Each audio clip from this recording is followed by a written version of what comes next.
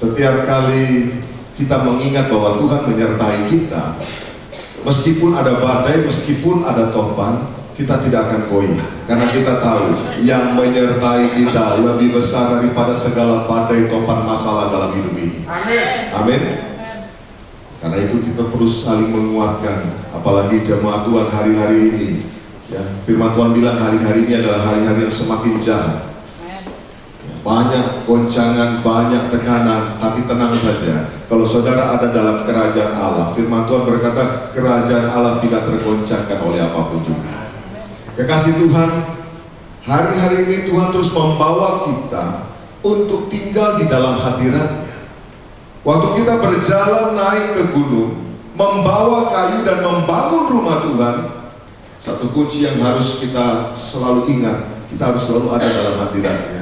Kita harus terus melekat dengan Dia. Saya percaya orang yang melekat dengan Tuhan, kekuatannya nggak pernah habis. Betul nggak? Allah yang kita sembah namanya Yesus, sangat powerful. Betul? Maha kuasa. Jadi kalau kita melekat dengan Dia, kita tidak akan pernah kehabisan energi. Energi bukan dari dunia ini, tapi energi dari the kingdom of God, dari kerajaan Allah. Itu akan memenuhi saudara dan saya. Sehingga nggak ada kita yang merasa capek, merasa lemah, bahkan tak berdaya. Saya percaya boleh secara jasmani kita memang nggak berdaya, tapi kuasa Tuhan ada pada kita. Dia selalu luar biasa. Berikan kemuliaan Dia bagi Allah kita. Kekristenan itu bukan teori. Kekristenan itu bukan di atas kertas, saudara. Jadi jemaat Tuhan harus sungguh-sungguh mengalami. Dan saya percaya melalui pengembalaan daripada gereja Tuhan di tempat ini, jemaat Tuhan akan mengalami, sungguh mengalami. Ketika kau mengalami tekanan, kau berseru, kau mendapatkan kelegaan. Amin. Karena kita semua punya Tuhan yang dahsyat. Kita buka Galatia pasal yang ke-6, ayat yang ke-14 sampai dengan ayat yang ke-18. Tetapi aku sekali-kali tidak mau bermegah selain dalam salib Tuhan kita Yesus Kristus. Sebab olehnya dunia telah disalibkan bagiku dan aku bagi dunia. Sebab bersunat atau tidak bersunat tidak ada artinya, tetapi menjadi ciptaan baru itulah yang ada artinya. Dan semua orang yang memberi dirinya dipimpin oleh patokan ini, turunlah kiranya damai sejahtera dan rahmat atas mereka dan atas Israel milik Allah. Selanjutnya, janganlah ada orang yang menyusahkan aku, karena pada tubuhku ada tanda-tanda milik Yesus. 18 baca bersama-sama. Kasih karunia Tuhan kita Yesus Kristus menyertai roh kamu saudara-saudara. Amin. Rasul Paulus mengalami perjumpaan secara pribadi dengan Tuhan, dan setelah itu dia mengalami perubahan yang total. Kalau kita bicara arah, dia berubah arah 180 derajat. Tadinya menuju ke sana, 180 derajat dia menuju kepada rencana Allah. Bahkan menjadi rasul yang dipakai Tuhan dengan luar biasa. Saudaraku dikasih oleh Tuhan, Rasul Paulus yang dipakai Tuhan dengan luar biasa ini berkata, dia tidak akan bermegah, ya, kecuali atau selain di dalam salib Tuhan kita Yesus Kristus. Saya paling senang kalau kita itu ada di minggu yang pertama seperti ini, karena sebentar lagi kita juga akan masuk dalam perjamuan kudus. Gereja, jemaat Tuhan harus selalu diingatkan, gereja itu dimulai oleh karena sebuah korban yang sempurna, yaitu korban Yesus di kayu salib. Perjamuan kudus itu berbicara kita bersekutu dengan tubuh dan darah Kristus, bersekutu di dalam kematian Kristus, dan mendapatkan juga kebangkitan oleh karena persekutuan itu. Itulah hakikat daripada kita beribadah kepada Tuhan. Jadi gereja bukan sekedar berkata tentang berkat Tuhan saja. Saya percaya orang percaya Yesus diberkati, tapi kita harus punya basic yang kuat. Kita punya dasar yang kokoh. Mengapa kita sampai dengan hari ini? Kita disebut sebagai anak-anak Allah oleh karena Kristus mati bagi saudara dan bangkit bagi saudara. Amin. Di dalam ayat yang ke-17 dikatakan, selanjutnya janganlah ada orang yang menyusahkan aku, karena pada tubuhku ada tanda-tanda milik Yesus. Saudara kasih oleh Tuhan, tanda. Kata tanda di dalam bahasa aslinya adalah stigmata. Apa arti stigmata? Kalau yang belajar biologi pasti tahu ya, karena bahasa Yunani banyak digunakan di dalam pelajaran biologi. Stigmata itu berbicara tentang tanda bekas luka. Ya? Kita belajar tumbuh-tumbuhan ya, kepada sebuah pohon itu kan ada stigmata. Kalau ada bekas lukanya, stigmata, saudara, yang dimaksudkan oleh Rasul Paulus bahwa di dalam kehidupannya ada tanda yang jelas, ada tanda yang nyata. Kalau saudara pernah punya luka, ya, biasanya kalau sembuh pun nggak bisa hilang sama sekali, ada bekasnya, betul kan? Ya, apalagi kalau itu merupakan luka yang cukup dalam. Demikian juga saudara kasih oleh Kristus ya, sebagai orang-orang percaya ada tanda yang nyata dalam hidup setiap kita. Allah kita saja, Tuhan kita saja punya tanda. Kalau orang bertanya kepada saudara, apa tanda yang paling nyata daripada Tuhan saudara, daripada Tuhan kita? Kan ada banyak orang mengaku di luar sana ada yang namanya Tuhan A, B, C, D dan lain sebagainya. Tapi apa tanda Tuhan saudara dan saya? Tuhan yang memiliki kasih dan mengorbankan dirinya di kayu salib. Ada lubang paku di tangannya. Betul? Jelas. Tuhan yang lain yang saya nggak kenal juga, saudara. Ya, mereka tidak pernah mati bagi umatnya. Yang jelas umatnya banyak yang mati bagi Tuhan mereka. Tapi Tuhan kita berbeda. Dia mati bagi saudara dan saya. Karena dia sangat mengasihi kita. Itu tandanya. Lalu apa tanda saudara dan saya sebagai miliknya Tuhan? Paulus punya tandanya bahwa dia adalah milik Kristus. Saudara, ada banyak. Kalau kita baca dalam firman Tuhan ada banyak tanda bahwa kita milik Kristus. Tapi paling tidak ada 3 hal ini yang paling penting yang harus ada pada setiap kita sebagai umat Tuhan. Yang pertama, tanda yang pertama adalah kita sudah menerima kasih karunia Allah. Orang yang berkata aku ini miliknya Yesus, dia harus sudah menerima kasih karunia Allah. Jadi tidak bisa orang bilang begini, saya ini sudah Kristen. Kenapa? Oh, saya sudah pergi ke gereja. Itu bukan ukuran. Ya. Pergi ke gereja, puji Tuhan, itu langkah orang yang percaya. Tetapi tidak berhenti sampai di situ. Kalau kau mau dikatakan milik Yesus, engkau sudah menerima kasih karunia. Apa itu menerima kasih karunia? Efesus pasal yang kedua ayat yang ke-8 sampai dengan ayat yang ke-9 berkata, sebab karena kasih karunia kamu diselamatkan oleh iman. Itu bukan hasil usahamu tetapi pemberian Allah. The gift of God. Keselamatan itu adalah pemberian Allah. Ayat yang ke-9, itu bukan hasil pekerjaanmu. Jangan ada orang yang memegahkan diri. Tanda bahwa kita itu sudah menerima kasih karunia Allah, kita percaya bahwa kita sudah menerima keselamatan. Katakan keselamatan. Keselamatan, soteria, itu mempunyai dampak hidup yang kekal. Betul? Ya.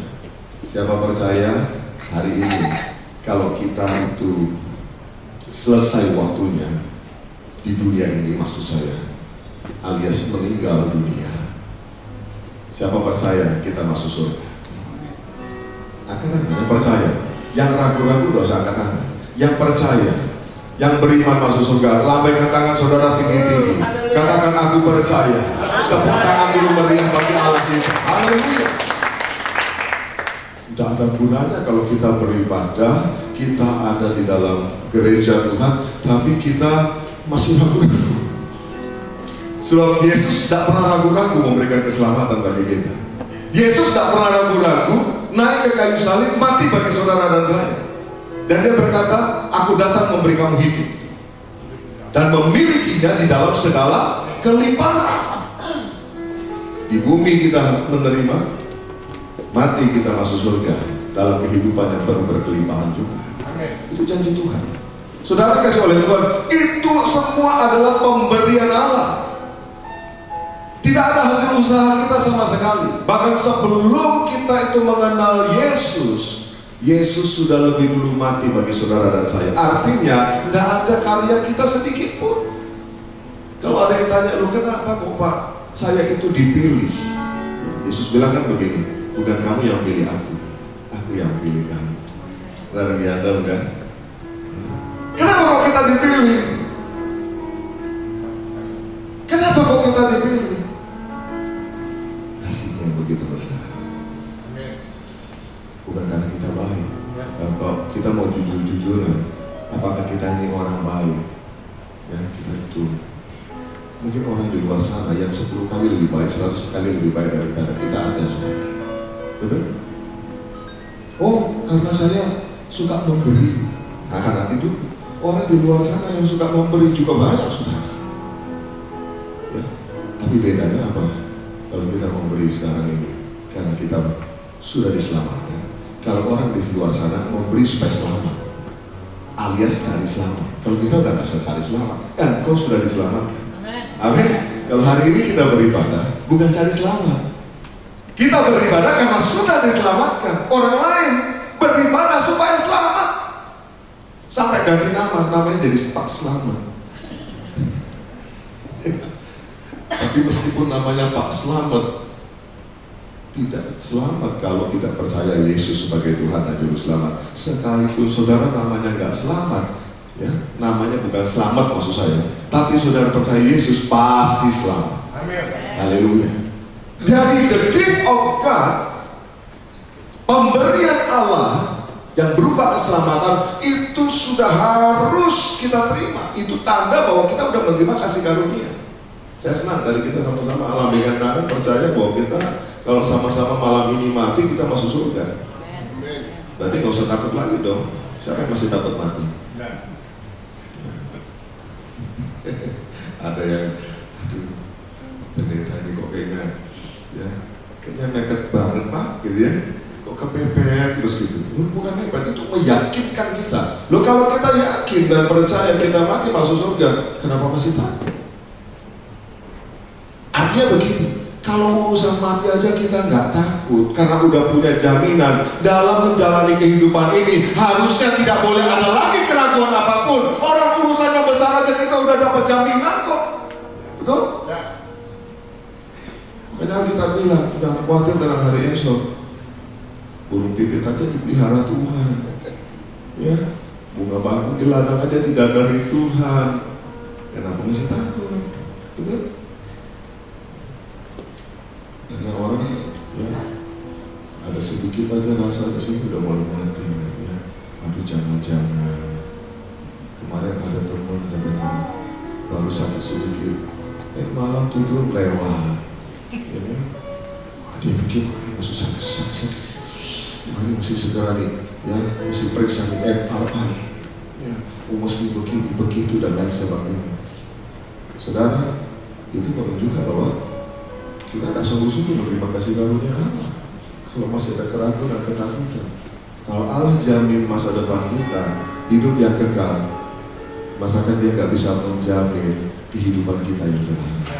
Dia bisa menjamin, termasuk memberikan kepada saudara kesehatan yang sempurna, tubuh yang sempurna, pekerjaan yang baik, usaha yang baik. Tepuk tangan yang paling meriah bagi Allah kita. Amin.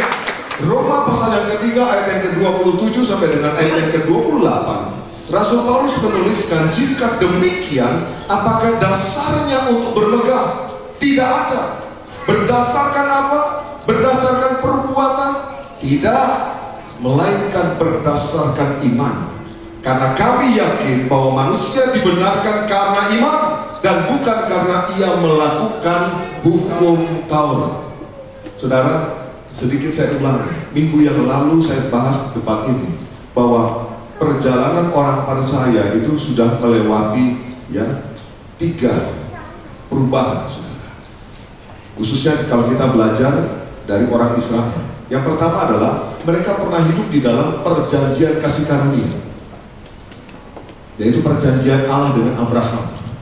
Pada waktu Allah berkata kepada Abraham, pergilah dari negerimu, keluarlah dari negerimu, dari sanak familimu, ke negeri yang akan kuberikan kepadamu, dan aku akan menyertai engkau. Bahkan janji Tuhan begini, orang yang memberkati engkau akan kuberkati, orang yang mengutuk engkau akan aku kutuk. Luar biasa.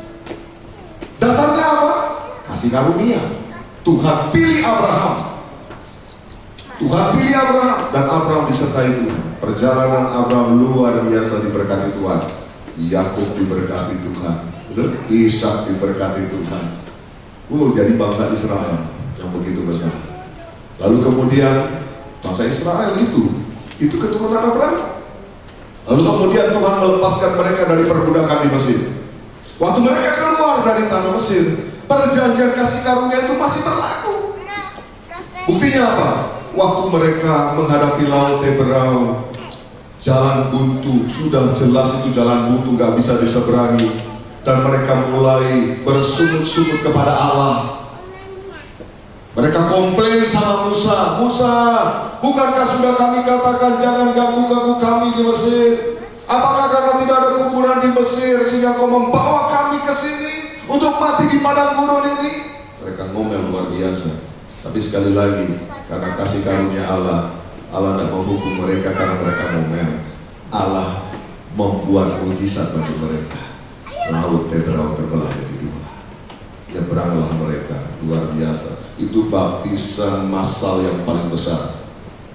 Betul, karena semua orang tiba-tiba dibawa masuk ke dalam air. Itu baptisan air yang paling besar yang pertama kali terjadi, melewati air, saudara. Luar biasa, terus masuk 2 juta orang. Sampai di seberang, sampailah mereka di padang gurun yang tidak ada air. Lalu mereka mulai komplain lagi. Apakah Tuhan menghukum mereka? Tidak, karena mereka ada dalam perjanjian kasih karunia Allah dengan Abraham. Makanya Tuhan membuat air memancar dari gunung batu. Luar biasa. Bahkan dimarah ketika air itu pahit, dan mereka bersungut-sungut lagi, Tuhan juga begitu baik. Tuhan membuat air itu menjadi manis dan siap untuk diminum. Amin. Haleluya. Tuhan tak menghukum mereka. Lalu ketika mereka sampai di Gunung Sinai, disitulah insiden yang seharusnya tidak perlu terjadi, akhirnya terjadi. Di Gunung Sinai, umat Israel berkata kepada Tuhan melalui Musa, sampaikanlah perintah-perintah-Mu. Segala perintah-Mu sampaikanlah, kami akan melakukannya. Sejak saat itulah hubungan Allah dengan manusia yang tadinya penuh kasih karunia berhenti dan digantikan dengan peraturan. Apa yang diberikan? Hukum Taurat. Allah menurunkan hukum Taurat bukan untuk menyelamatkan orang Israel. Allah memberikan hukum Taurat untuk menunjukkan betapa kudus dan mulianya Tuhan. Makanya tidak ada satu manusia pun yang bisa selesai melaksanakan hukum Taurat. Karena Alkitab bilang dalam kitab Ibrani, satu saja kita udah melakukan, tapi satu saja kita tidak lakukan, engkau salah terhadap semuanya. Orang Israel, khususnya orang-orang Farisi, mereka menurunkan standar kekudusannya Tuhan menjadi peraturan manusia. Aku yang penting ada bunuh, aku tidak berzina, aku sudah melakukan hukum Taurat. Nanti dulu, waktu ketemu sama Allah yang sesungguhnya itu Yesus Kristus, Yesus Kristus bilang begini, kamu memang gak bunuh, tapi kamu membenci saja saudaramu, kamu sudah membunuh. Ternyata kekudusan Allah tidak bisa didefinisikan oleh manusia. Kekudusannya Allah yang dinyatakan melalui hukum Taurat tidak bisa dilaksanakan oleh manusia. Orang Farisi bilang, aku tidak berzina. Yesus bilang begini, kamu menginginkan saja sesamamu, ya, engkau sudah berzina di dalam hatimu. Artinya perzinahan yang Tuhan maksudkan bukan saja bukan berbicara soal fisik, bukan berbicara soal jasmani, tapi roh batiniah kita. Itulah hukum Taurat. Dan hukum Taurat tidak pernah bisa diselesaikan oleh manusia siapapun. Itulah sebabnya Yesus Allah sendiri turun menjadi sama dengan manusia. Dia yang menggenapi hukum Taurat. Amin. Yesus menggenapi hukum Taurat, mewakili saudara dan saya. Ketika kita bersekutu dalam kematian dan kebangkitan Kristus, Yesus mewakili saudara dan saya.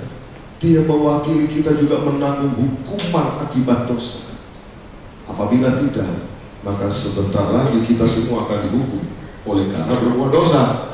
Tapi karena Kristus sudah menanggungnya di kayu salib, kita tidak lagi dihukum oleh karena dosa. Roma 8 ayat yang pertama berkata, tidak ada lagi penghukuman bagi mereka yang ada di dalam Yesus. Kekasih Tuhan, kalau kita ada dalam Yesus, bebas dari segala hukuman akibat dosa. Oh, kalau gitu enak dong Pak, saya bisa hidup sembarangan dong. Oh, jangan ambil firman Tuhan sepotong-sepotong. Alkitab bilang, kerjakanlah keselamatanmu dengan takut dan gentar. Artinya apa?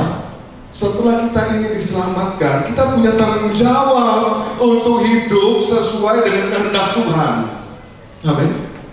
Tapi kan tidak bisa sempurna. Apa iya bisa sempurna? Halo, apa bisa sempurna?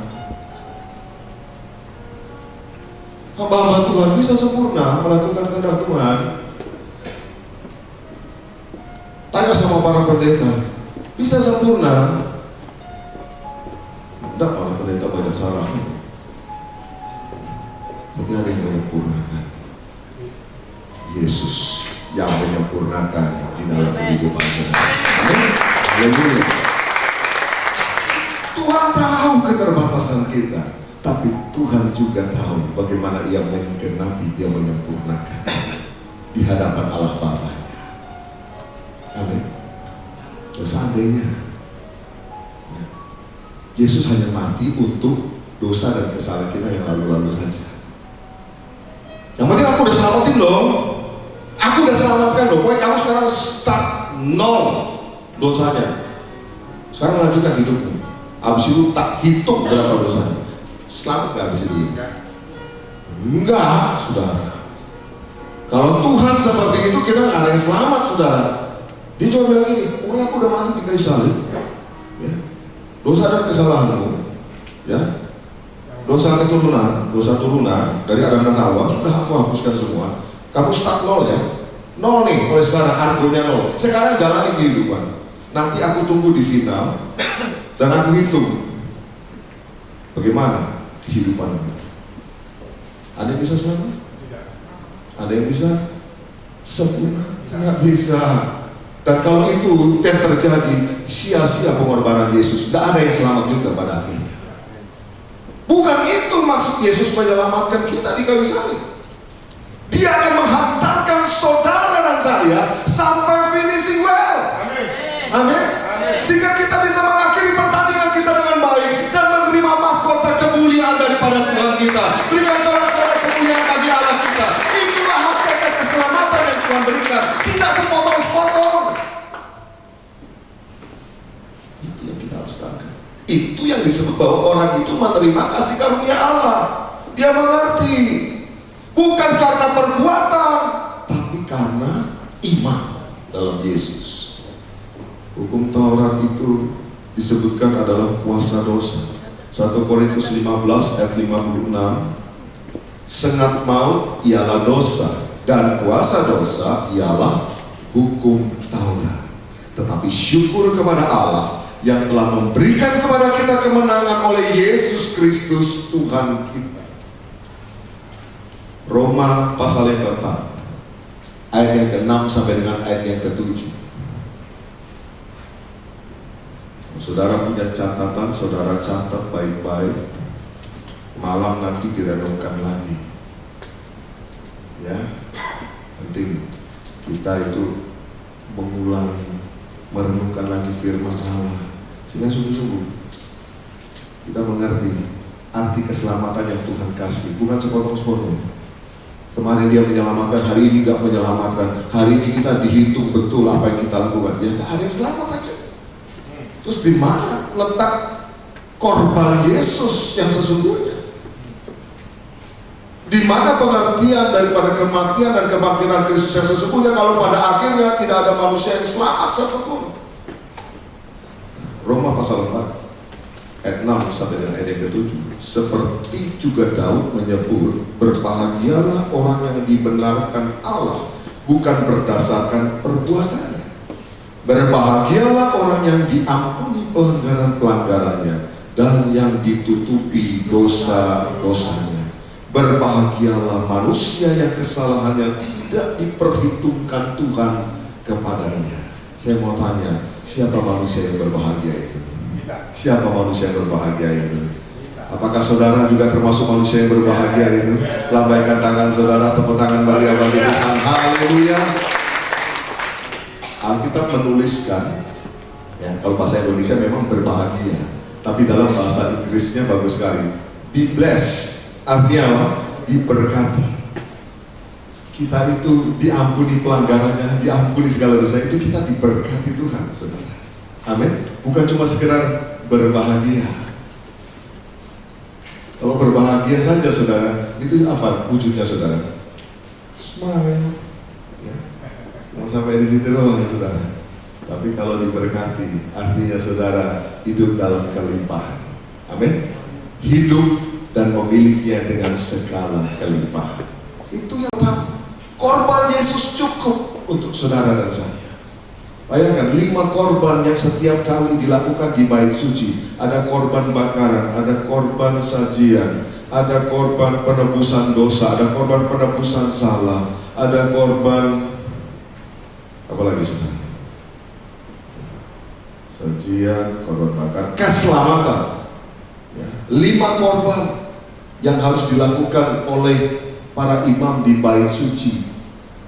Setiap hari mereka melakukan supaya orang Israel itu kedapatan berkenan di hadapan Tuhan. Yesus melakukannya 1 kali di kayu salib. 5 korban 1 kali. Dia disalibkan dari pukul 9 pagi sampai dengan pukul 3 petang. Sekaligus menggenapi korban pagi dan korban petang 1 kali digenapi oleh Tuhan. Dan di kayu salib dia berkata, sudah selesai. Anak Allah, pencipta langit dan bumi sendiri yang berkata sudah selesai. Masih adakah yang bisa menambahinya? Tidak. Kalau pencipta langit dan bumi berkata finish, selesai, ya selesai sudah. Itu tanda yang pertama, kasih karunia ada pada kita. Katakan bersama saya sudah terima kasih karunia Allah. Amin. Yang kedua, tanda bahwa kita milik Kristus, yaitu ada pertumbuhan. Jadi anak Tuhan tidak boleh stagnan, tidak boleh berhenti, harus ada pertumbuhan. Di dalam 2 Petrus pasal yang ketiga ayat yang ke-18. 2 Petrus pasal yang ketiga ayat yang ke-18, firman Tuhan berkata, tetapi bertumbuhlah dalam kasih karunia dan dalam pengenalan akan Tuhan dan juru selamat kita Yesus Kristus. Baginya kemuliaan sekarang dan sampai selama-lamanya. Kekasih Kristus, bertumbuh itu bukan sebuah pilihan, tetapi itu adalah perintah Tuhan. Tuhan sendiri yang memerintahkan saudara dan saya supaya kita bertumbuh di dalam kasih karunia. Iman kita harus bertumbuh dari iman yang kecil menjadi iman yang bertumbuh, akhirnya menjadi iman yang besar, dan akhirnya menjadi iman yang sempurna. excellent faith. Harus ada pertumbuhan. Bertumbuh. Coba saudara renungkan, setelah jadi orang Kristen sampai hari ini sudah bertumbuh atau belum? Atau dari dulu sekarang sampai selama-lamanya masih tetap sama? Aku masih seperti yang dulu. Nah, dilanjutkan, nanti jadinya kita karaoke. Kekasih Tuhan, orang Kristen itu harus bertumbuh. Orang bertumbuh ada buktinya, yaitu ada buahnya. Apa buah yang Tuhan cari dari kehidupan saudara dan saya? Yang pasti adalah pertama adalah buah pertobatan kita. Sudah berubah belum? Dulu belum mengenal Tuhan, lalu mengenal Tuhan. Sudah nampak belum ada perubahannya? Udah nampak belum buahnya? Contoh yang sederhana, karakternya sudah berubah atau belum? Dulu sebelum di dalam Tuhan, pemarah kelas berat. Sekarang sudah di dalam Tuhan, kira-kira seperti apa? Lemah dulu. Kok gak ada yang amin? Atau masih pemarah semua? Enggak ya? Dulu pemarah. Sekarang kalau masih pemarah juga itu namanya stadium 4, siap-siap diamputasi. Ya. Kalau udah stadium 4 gak bisa diselamatkan selain dipotong kan saudara, untuk menyelamatkan yang lain kan gitu saudara. Saya percaya kita semua dalam kasih Kristus, kasih karunia Allah kita diubah. Amin. Haleluya. Dulu senangnya kecewa, dikit-dikit kecewa, iri hati. Waduh, susah saudara. Kalau punya kawan karakternya gitu, enak gak saudara? Enggak ya, gak enak ya. Saudara punya sahabat, punya kawan gitu, ya. Dikit-dikit ya, kecewa, cemburu, iri hati. Bosan gak? Banget ya, harus berubah di dalam Tuhan. Enggak dikit-dikit kecewa. Kalau memang lihat manusia sih bisa kecewa, makanya jangan lihat manusia, lihat Tuhan. Benar nggak? Ya, lihat Tuhan yang ada di dalam dia. Kalau Tuhan aja masih sabar sama dia, berarti saudara juga harus sabar sama dia, kan gitu saudara. Ya, Tuhan aja sabar, kita nggak sabar. Ya, sabar. Kalau kita bicara definisi sabar, lihat begini aja saudara. Ya, kalau Tuhan nggak sabar, mungkin kita juga udah lenyap dari dulu saudara. Tuhan untungnya sabar sama kita. Jatuh, bangun, ya ditunggu lagi. Jatuh lagi, bangun, diberi kesempatan lagi, betul kan? Artinya apa? Kita semua masih dalam proses bertumbuh. Jangan berhenti. Berhentinya nanti aja. Kalau Tuhan yang sudah suruh berhenti, ya berhenti kita saudara. Jangan belum disuruh udah berita berhenti. Belum waktunya pensiun, kita pensiun. Emang dikira dapat pesan? Kalau Tuhan panggil yang menjadi sekarang ya, panggil menghadapmu Tuhan. Tuhan bilang menghadap gak usah mati, masuk hadiratku, kau sudah menghadap aku, betul kan? Menghadap Tuhan, yang sudah waktunya. Tiap saat kita bisa menghadap Tuhan, betul nggak? Ya, kita lagi menghadap Tuhan nih sekarang nih. Ya, saudara percaya ada Tuhan di tempat ini? Amin. Di rumah, di jalan bisa menghadap Tuhan. Beri aku kekuatan Tuhan. Beri aku pertolonganmu Tuhan. Udah, selesai itu tidur. Jangan tidur masih ngigau pergumulan. Kalau saudara tidur masih mengigau pergumulan, masih mengigau kekecewaan dan iri hati, artinya kau tidak sungguh-sungguh menyerahkan pada Tuhan. Enak tidurnya saudara. Kenapa tidur itu harus beres? Alkitab bilang begini, waktu kita tidur, Tuhan itu memberkati kita. Amin. Sia-sialah bangun pagi-pagi, duduk-duduk sampai jauh malam, sebab Tuhan memberikan kepada yang dikasihinya pada waktu tidur. Artinya tidur itu harus beres. Kalau tidurnya tidak beres, bagaimana Tuhan mau berkati kita? Betul? Stres. Ya. Stres itu bisa memicu banyak hal. Jangan jadi orang Kristen yang stres. Bangun hubungan sama Tuhan, melekat sama Tuhan. Udah, kalau serahkan ya serahkan. Ya, Tuhan, kepadamu aku menyerahkan seluruh hidupku Tuhan. Aku menyerahkan pergumulan dan permasalahan aku serahkan dalam nama Yesus. Ya sudah, serahkan. Kita tidur. Jangan, Tuhan, aku serahkan Tuhan.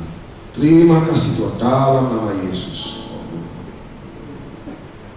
Ya dibawa pulang lagi, saudara. Ya stres lagi. Kalau udah serahkan, saya serahkan. Saya belajar banyak soal ini, menghadapi, karena menghadapi manusia, menghadapi Tuhan udah gak sanggup, Tuhan, aku serahkan. Tuhan yang berubah. Kadang Tuhan ubah, kadang Tuhan pindah. Apapun, tapi Tuhan yang selesaikan. Amin. Buah pertobatan, perubahan karakter kita. Yang kedua, buah jiwa-jiwa. Sekarang kita sudah berapa tahun jadi orang Kristen? Apakah amanat agung Tuhan Yesus membawa jiwa bagi Tuhan sudah kita lakukan? Ataukah kita cuma yang penting kan aku udah selamat Pak, keluargaku udah selamat, selesai.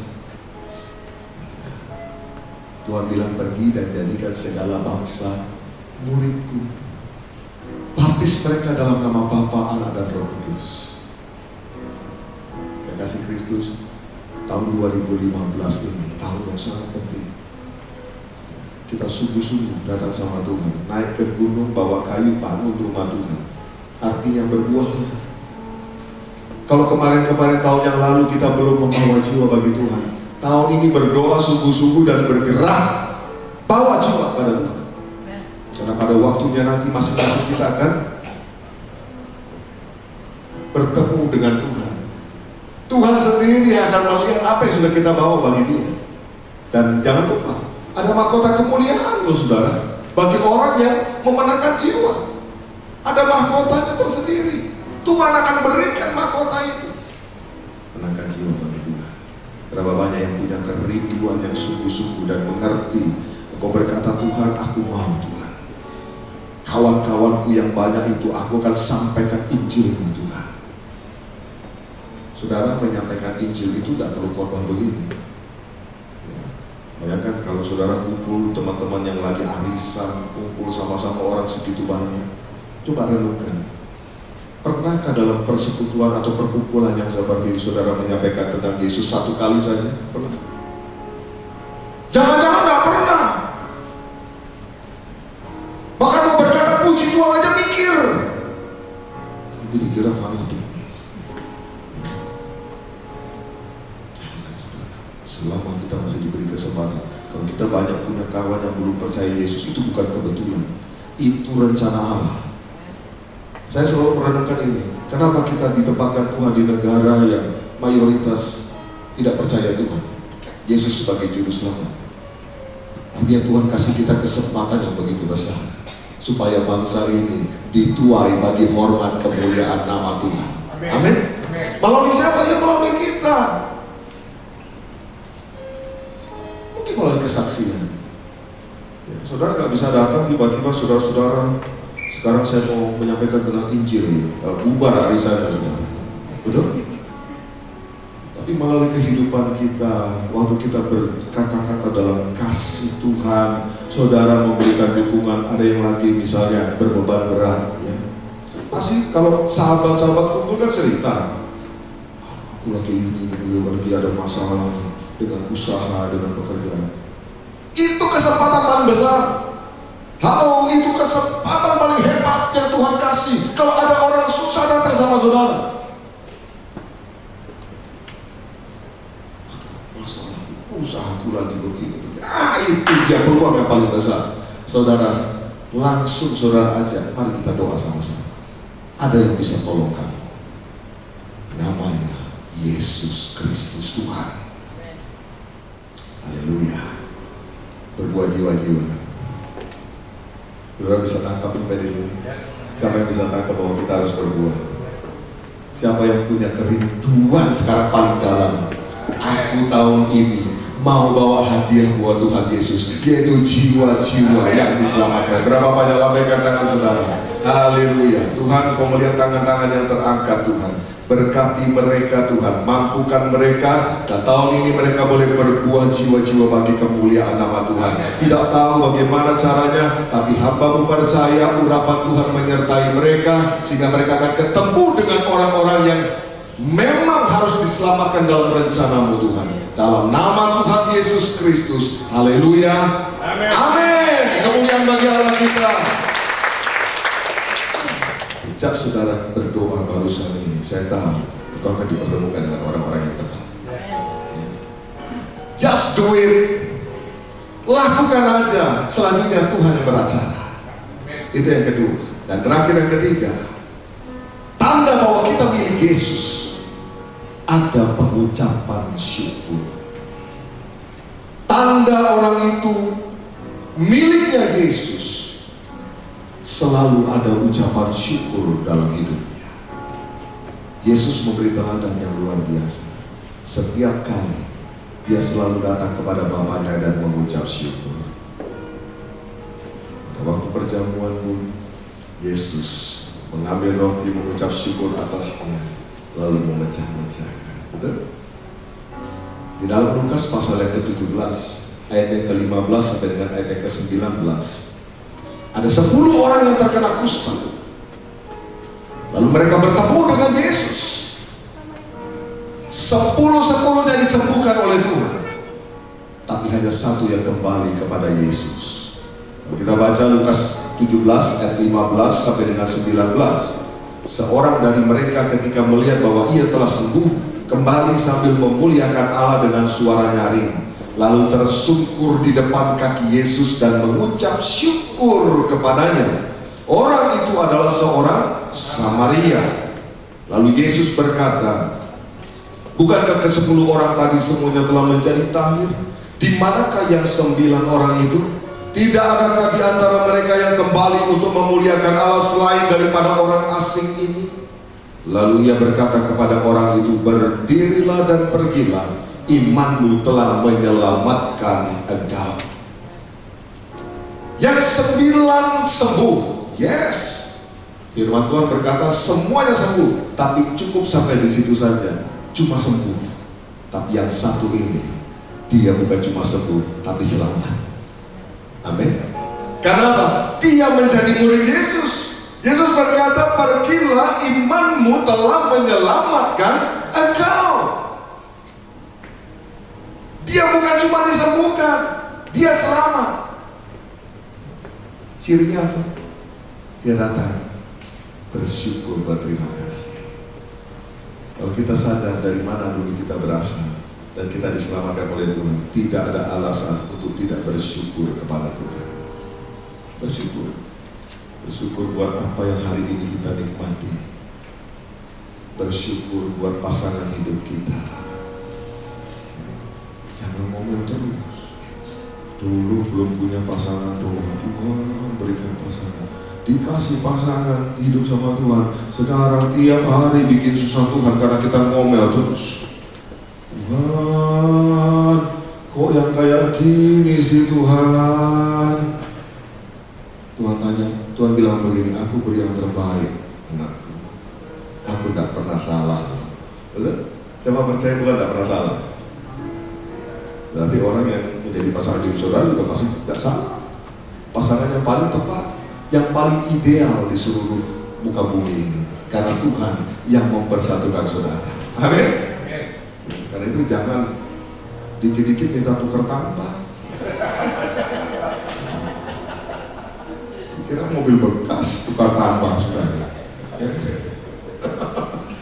Tapi kan gimana Pak, pengen yang ada dimodif sedikit Pak. Ya modif.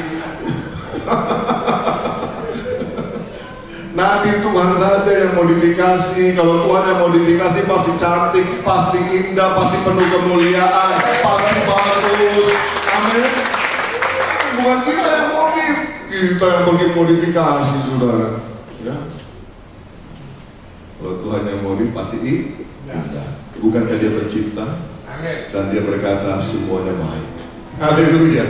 Ya, ucap syukur sama Tuhan, ucap syukur buat anak-anak yang Tuhan berikan. Dulu gak punya anak, doa, dikasih Tuhan anak, ngomel. Habis itu rewel melulu, gak bisa diam, dikit-dikit udah disuruh duduk, naik ke atas meja, naik ke atas kulkas, ke atas televisi. Itu namanya anak kreatif, saudara. Ucap syukur, gak semua anak seperti itu, betul gak? Artinya kalau itu ada, Tuhan baik, luar biasa. Ya, mengucap syukur. Ucap syukur, ya. Kita doa buat orang tua supaya panjang umur. Giliran dia sudah panjang umur, dia mulai cerewet sedikit, saudara, dasar cerewet banget sih, ya. Bikin susah aja nih, ya. Sudah dikasih oleh Tuhan, loh. Tuhan bingung, lu kita diminta sendiri, dikasih, kita ngomel lagi, kapan ucap syukurnya sama Tuhan? Betul nggak? Yang masih punya orang tua, nanti datangi, papa, mama, nggak apa-apa, cerewet aja terus, ya, aku mengucap syukur kok. Ya, kalau perlu tambah kapasitasnya, ya, tambah volumenya. Loh, itu kan sudah nggak apa-apa, memang begitu loh, orang tua agak cerewet, wah itu wajar. Kalau kita yang muda yang cerewet, gak wajar, saudara. Ya, yang tua boleh cerewet berbahagia para orang tua. Aku belain dari atas mimbar ini. Ya, haleluya ya sudah. Ayo kita belajar untuk selalu mengucap syukur. 3 tanda menerima kasih karunia, pertumbuhan, dan yang ketiga ucap syukur sama Tuhan. Mari bangkit berdiri bersama-sama.